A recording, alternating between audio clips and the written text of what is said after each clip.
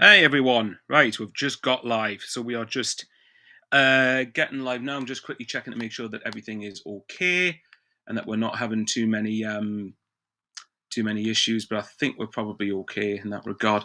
But yes, let me know in the comments how you are doing on this fine Monday afternoon. This is the good advantage of being at not being at work until this evening. So, and obviously I'll be at work for the FA Cup fifth round draw. So we will find out who we end up getting. So yeah, I've got the dogs next to us. So in case you hear any bits of barking, you probably understand that that is just going to be them just going ruff, ruff, ruff, ruff every 2 seconds, in case someone ends up coming home or someone comes to the door. But yes, thought we'd have to do a quick live stream and just talk about Sunderland's fourth round win away at Oxford yesterday. So obviously, for those who don't know, of course, Sunderland won 1-0 away at Oxford thanks to Habib Diarra penalty, pretty much midway through the first half. And then I would say that in the second half in particular, I felt like Sunderland were functional and created the better chances, and I think definitely deserved to win the game. But we didn't really get out of first gear, did we? And we didn't need to. Let's get that right. We didn't need to because, I thought Oxford would just, well, like they put a lot of effort in and tried, but they just didn't. Yeah, they just did. You could definitely tell they didn't offer very much, did they? They really did not offer very much. Oh bloody hell! Jump from 3 people to 10 people watching. So here we have it. But yeah, get your comments in below, and obviously I'll read through them, and we can talk through them and talk through the fifth round tie, or who would like in the fifth round tonight, and obviously maybe look a little bit ahead towards the Fulham game on Sunday. But yes, yeah, I think that, like I said before, I think that in the second half we did what we had to do to win. I thought actually, if I was going to single out any players, I thought Mundell was pretty good. I thought Lefebvre was pretty good. I don't know where this hoo-ha about him potentially being sent off comes from, because I don't personally think I couldn't see anything that indicated to me that he should have done. But maybe someone in the comments might want to correct me on this and see if there's anything that I genuinely have missed, and see whether I'm talking rubbish on that or not. So yes, but let's see. But yeah, get your comments below. Actually, here's a question for those who are watching now: who would you like in the fifth round? Who would you like in the fifth round of the FA Cup when the draw comes out tonight? Would you like a home tie? Would you like an away tie? Would you like another Premier League side? Would you like an EFL team? Or if Macclesfield happen to somehow get past Brentford tonight, then a National League side? I don't know. But yes, obviously Macclesfield versus Brentford is of course tonight. I don't know whether the draw is before that game or afterwards. I suspect it's obviously going to be around that match tonight. But anyone let me know in the comments what's whether that is correct or not. Hang on. Just getting a couple of bloody messages now. Patrick's the first one to comment. So says, "Hi Michael, I hope you're doing all right, my friend. Patrick's a good lad. Wrexham away. Now, I was thinking about this. I was joking. For those who don't know, I do a championship panel review with them. Obviously, you probably see me with Carl Levy, with Annie Harris, now with Stefan Tate. Obviously, so I think, and I was joking about it the other day. And Annie, Carl's a Leeds fan, Stefan likes Wrexham, and Annie's a Bristol City fan.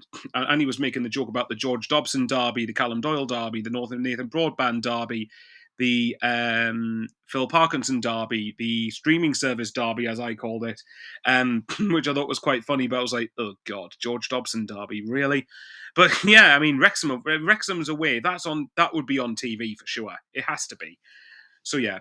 But yeah, Wrexham away wouldn't be a bad shout, actually. And if I was going to go away, we kind of need to go for a weekend, really, if I was able to. But we shall see.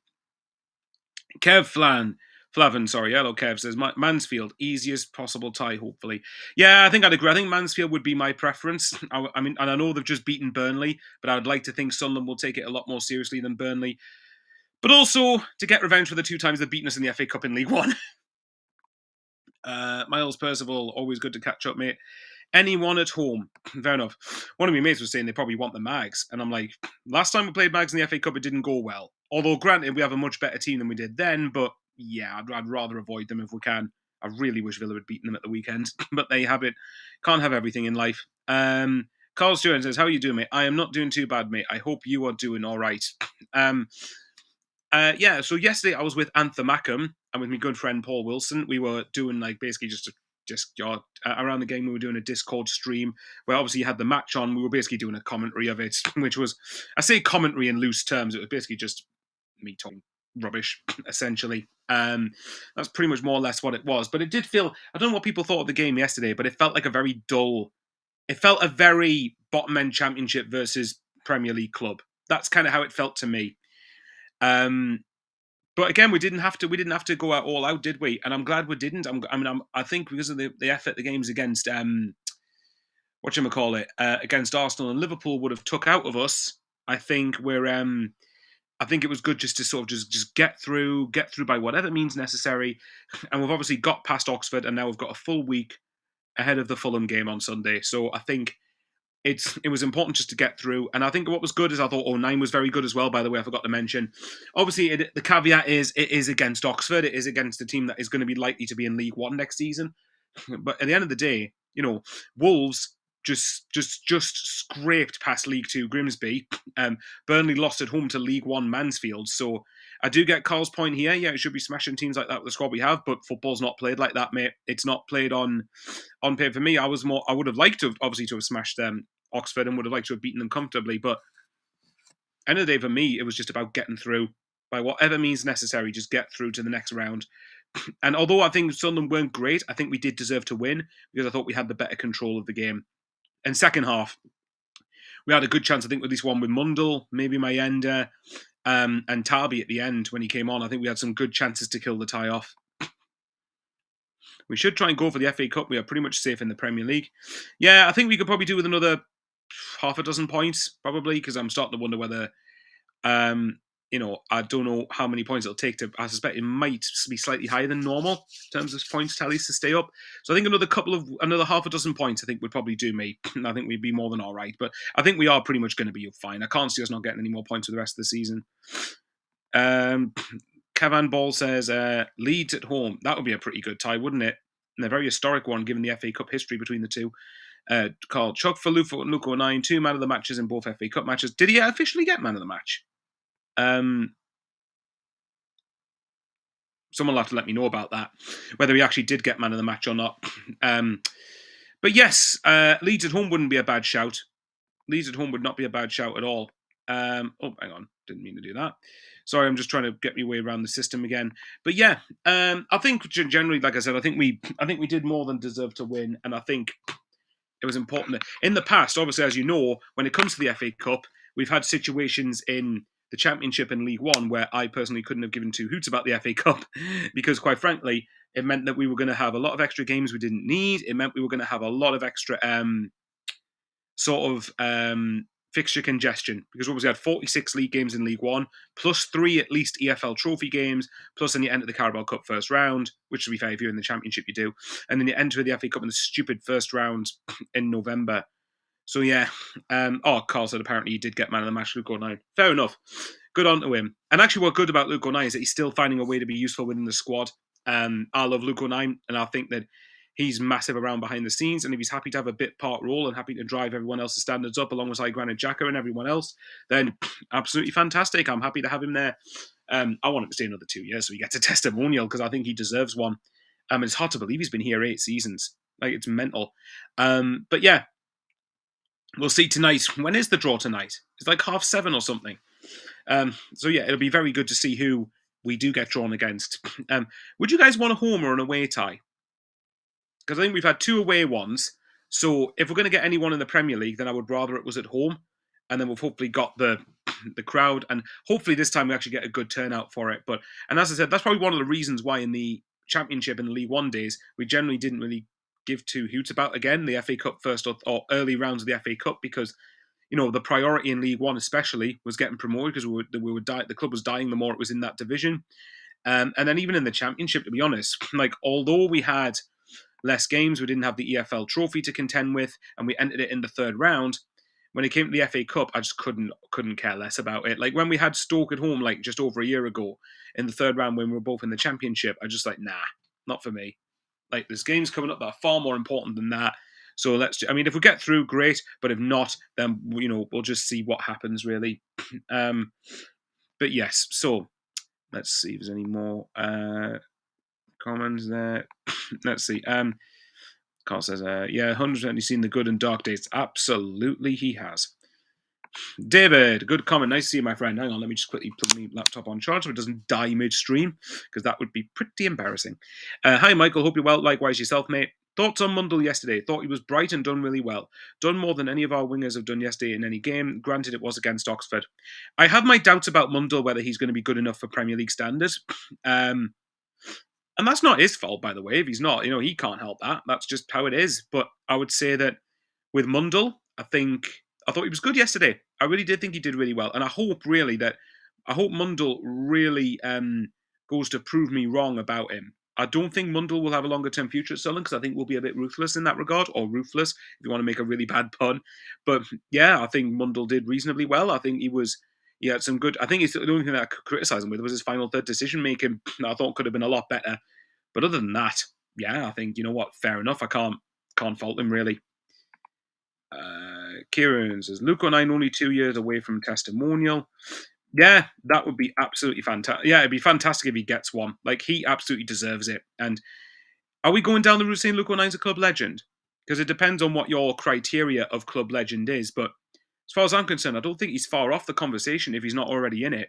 So I think for me, Luke O'Nien's done an immense amount for Sunderland. And it's hard to believe since you signed him, what was it, in 2018, when we signed him from Wickham for a couple of $100,000. We're going, oh, by the way, this lad's going to be with you 8 years' time in the Premier League. You'd be like, all right then. But mental. I really love Luke, though. Love you, Luke, as Joel would say. Paul Armstrong, I agree, mate. Home tie to EFL team. Yep, completely and utterly agree. Give me a minute. Where have I gone through? Yeah. Oh, here we go. Kevin says home game for sure. Get back to winning ways. Yep, I wouldn't mind a home game. From a selfish point of view, to get loyalty points up, I think it would be good to have a home game, or at least an away game where we know we're going to get quite a lot of tickets. I also know we didn't score or assist, but was direct, confident, and it was great to see. Don't think we haven't seen anything similar from any of our wingers this season. I would say Traore is probably the closest that we've seen in terms of that, but I do see where you're coming from. Mark Davidson says, Southampton away would just be our luck. Not many we couldn't sell out. Imagine that, all the way down the south coast. Oh, good God, hang on. Let's have a look. John Parr says, all right, Michael, mate, would like one of the shitter teams in the draw. Yep, I think I would want the easiest tie possible. There's no such thing as an easy game, but the one that's probably the most winnable, as long as we're professional enough. Dean SFC says, I think Mundle and Isidore will leave in the summer. Yeah, I think I'd be inclined to agree with that. I wouldn't be shocked if both of them left, and I wouldn't even be shocked if I think and the good thing for me is, because this summer we've talked before about SCR and the position we're going to be in, so I won't bore people with it again. But the good thing is we don't really need to sell anyone that we really want to keep, as long as you get good money for Isidore, Mundle, and even say someone like Anthony Patterson when he comes back on his loan spell from Millwall. You could make a fair amount of money off them, because then all of a sudden, in my opinion, you could make maybe 30 million combined between the three of them, maybe a bit more. And actually, it means then you could have more money ready in order to get yourselves, what's what I'm looking for, on a better footing to go and sign better players in the summer. David says, was very disappointed in his Door's attitude when it came to the penalty. Right, what was this about, actually? You'll have to fill me in. David says, sorry, yeah, Troy always slipped my mind. No, it's fair enough. Mr. Bone Jingles, hello, Jim, mate. Let that you've not played anyone yet continue. EFL teams. Yeah, I love that. Well, if anyone does try to say that, they've conveniently forgotten that we did play Everton in the third round, away from home, by the way. So I think that is an important piece of context to add to the conversation. Just give me 1 minute. I'll have a sip of me lovely Pepsi. Nice and refreshing. But yeah, obviously it's nice and cool as well. But yes, I think when it comes to that argument, not played anyone yet thing, it's funny how a lot of people at the start of the season that were saying, oh, you've not played anyone yet, you've only had easy fixtures. Funny how they've all of a sudden just disappeared and gone quiet now. Almost like maybe they were talking rubbish. So yeah, or they were talking crap. But yeah, I think when it comes to a potential tie, yes, I would love to get an EFL game. If I'm being selfish, maybe Norwich away. Norwich away is, I've always wanted to go to Carrow Road.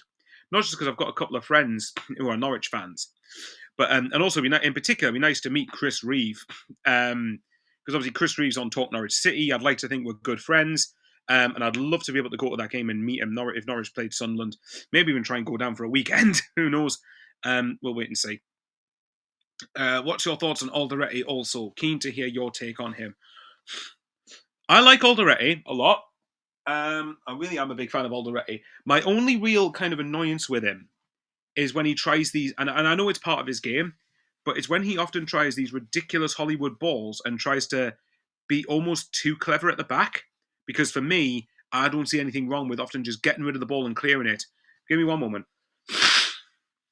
Oh, runny nose. Sorry, guys, you didn't need to see that. But no, I was thinking with Alderete, the big thing. If you look at Alderete didn't give them ball away for this goal, but if you look at Mukiele against Arsenal, right now, I think that Arsenal away is hard enough without any of those sort of stupid moments like that, and I do feel like Alderete sometimes tries that too much. Now, in this instance, it was Mukiele, but it was a good example of that illustrates what I'm on about here, whereby they were being fancy with it at the back, didn't clear it when they had the chance. I mean, like properly clear it, because although it might have come straight back to you, those extra few seconds could be massive.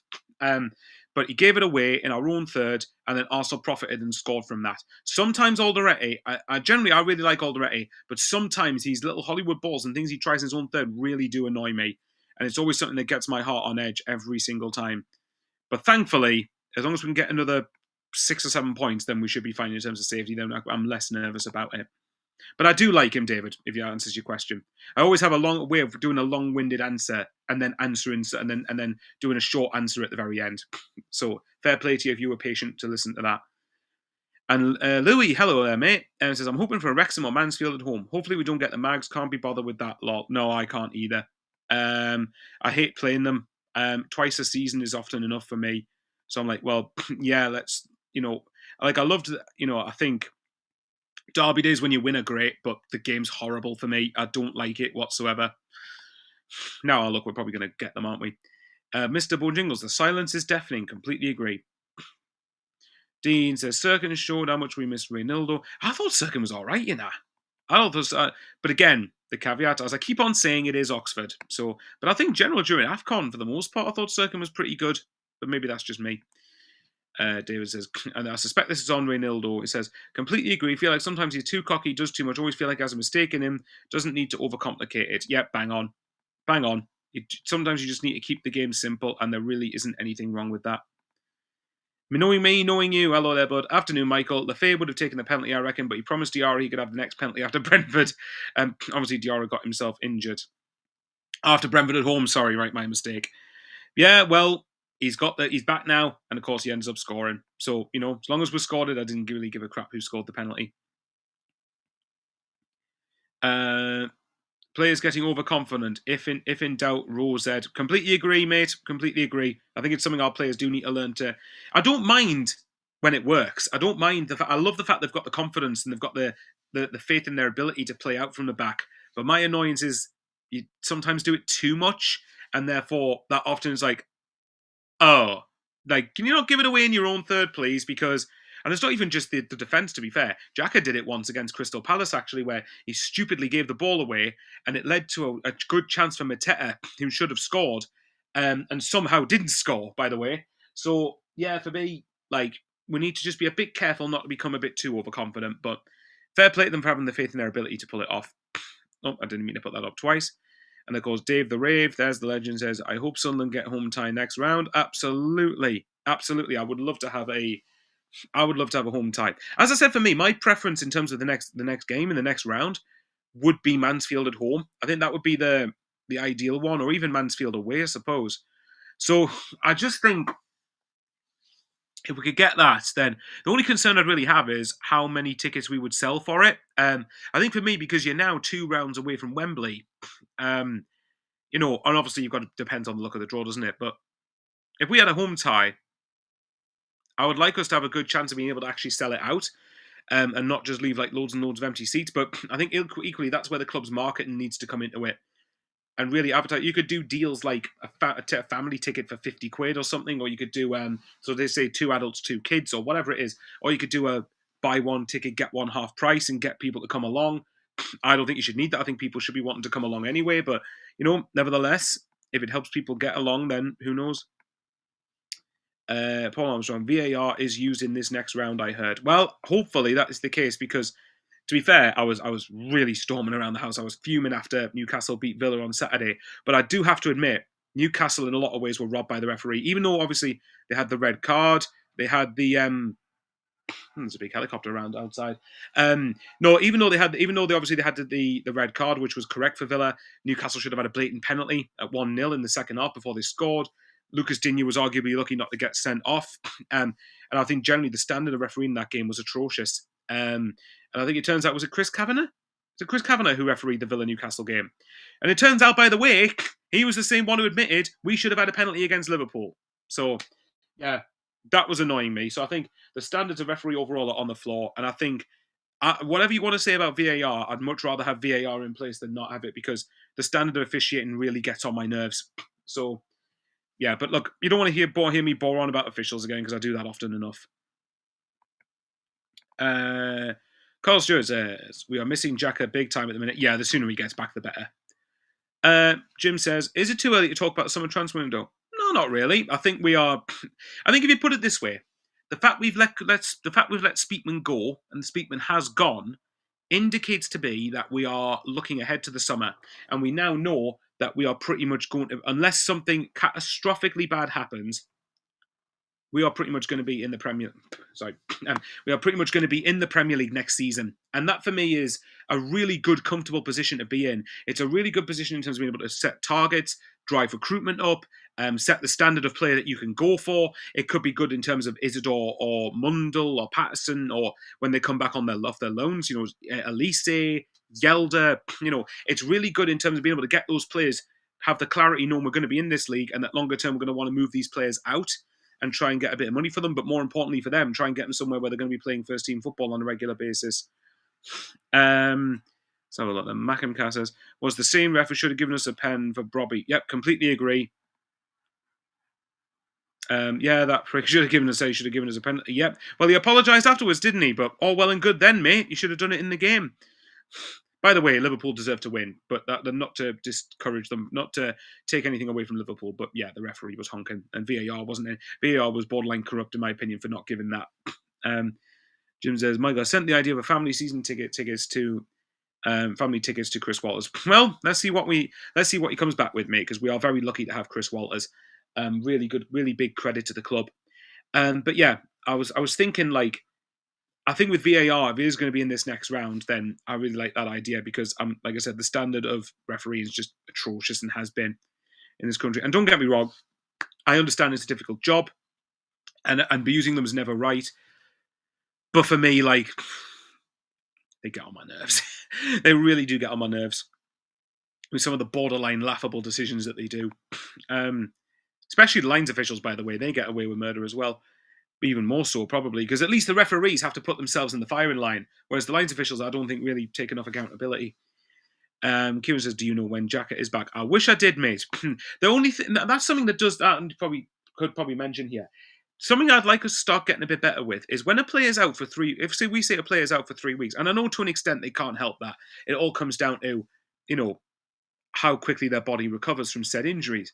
But the only thing I would like us to start doing is for not 3 weeks to turn into 4 weeks, to turn into 5 weeks, to turn into 6 weeks. I'd like it for once to actually be the time that they say, and they get back when they're supposed to be. So the example being that Xhaka, I do believe, for example, they said after Palace, it was like, or before West Ham, it was like 2 weeks just to sort of let things heal, and then we see where we're at and see what it's going to be like after a certain time frame, and see how if the ankle's healed, and then it turns into another few weeks. Then he said, all right, well, they're going to miss Arsenal, Liverpool and Oxford, be back for Fulham. Oh, now they're going to miss Fulham and Bournemouth. I'm like, well, we can't keep having that forever. Like, I'd like to start getting players back sooner rather than later. Like Carl says, like VAR, Liverpool v Man City was a joke. Jim says, will VAR replace the officials? Wouldn't shock us. Andrew Miller, hello, my friend, says, I thought that Jocelyn looked good when he came on the left when he came on, quick feet. I think he's a sign that's going to be due back for the he's going to be due for the future.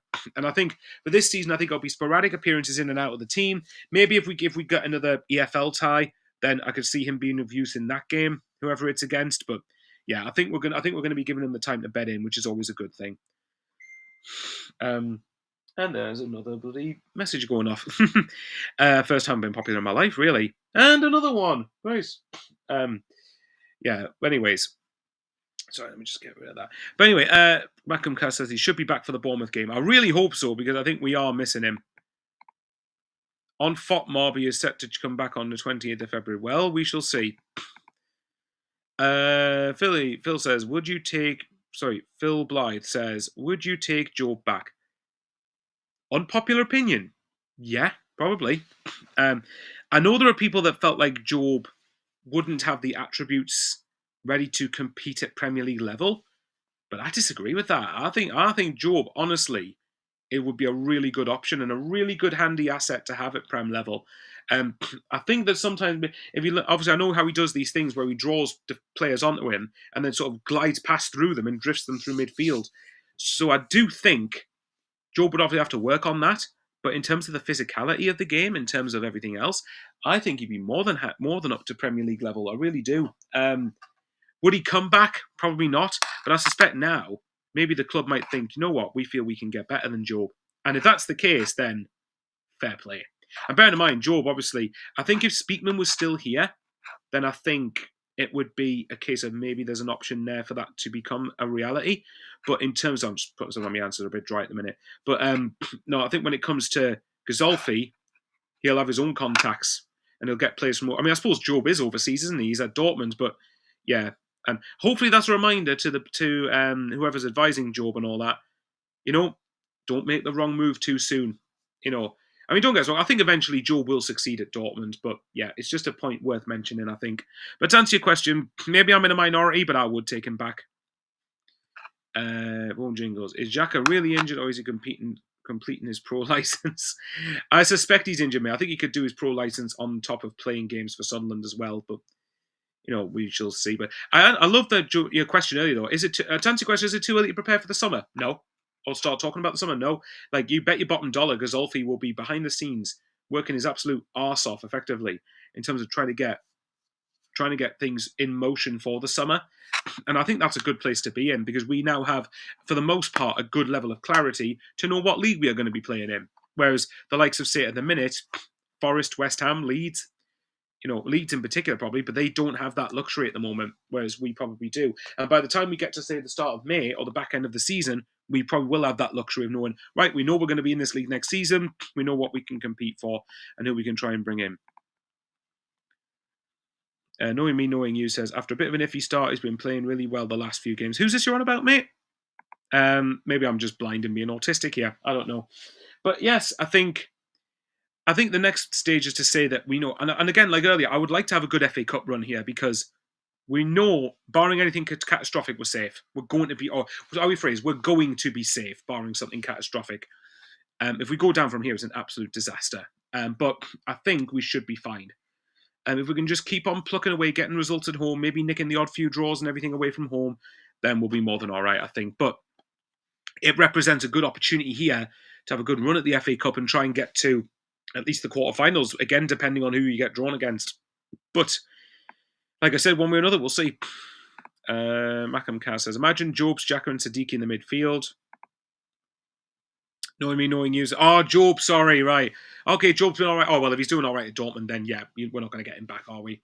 I hope he does well, Job. Hope he really does well. He brought us a big profit and helped us get back into the Premier League. But yes, so we'll see. Right, I'll tell you what then. Let's get your predictions in. Who do people think we're going to get? We'll start to wrap this up in the next 5-10 minutes, but who do people think we're going to get in the next round of the FA Cup? But while I'm waiting for that, I'll quickly want to mention Christian Speakman, obviously, because obviously over the weekend he left and I did my own video on Friday and I did a video with Midweek Mackems for Mike and Wayne, and obviously Conrad are great lads. Conrad wasn't there for it, but them three are great lads. Love them all to bits. It was great. It's great to do podcast content with them.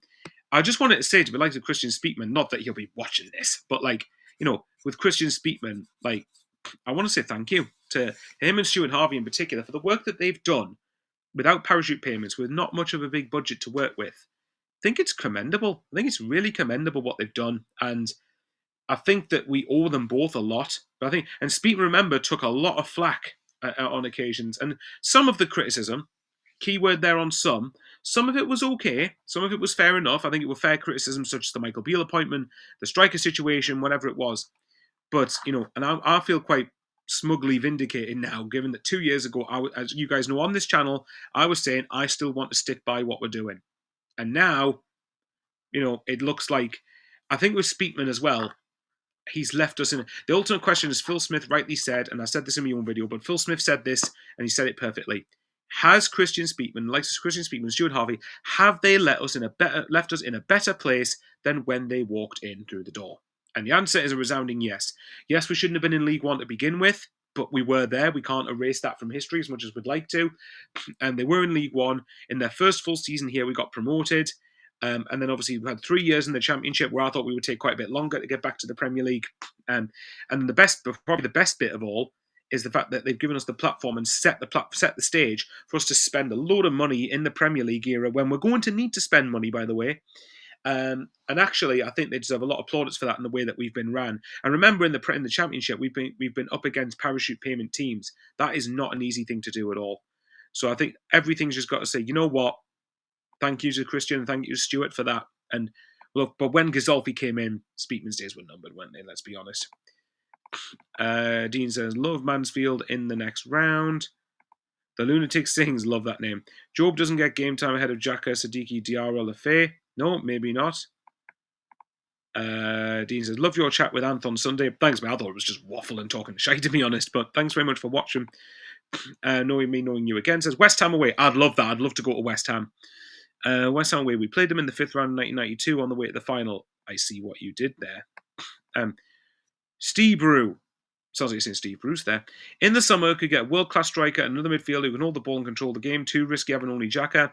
I'd agree with that. I think personally, unless we get a world-class striker, I would stick with Robbie as our number one choice for next season. But I think it's good to have competition, isn't it? But again, that comes back to the clarity of, being able to start planning ahead for next season. Macam Cass says Wrexham at home, which in the next comment he's described at the Phil Parkey reunion. Boom Jingle says it would have been so easy to scrap the plan model, but Speakman stuck his heels and the proof we are seeing now. Yeah, I think that pretty much sums it up brilliantly. I think we're seeing the rewards of it now. Gazolfi's obviously done class, and I think Gazolfi, we're now kind of handing him the keys to Sunderland or the club, pretty much.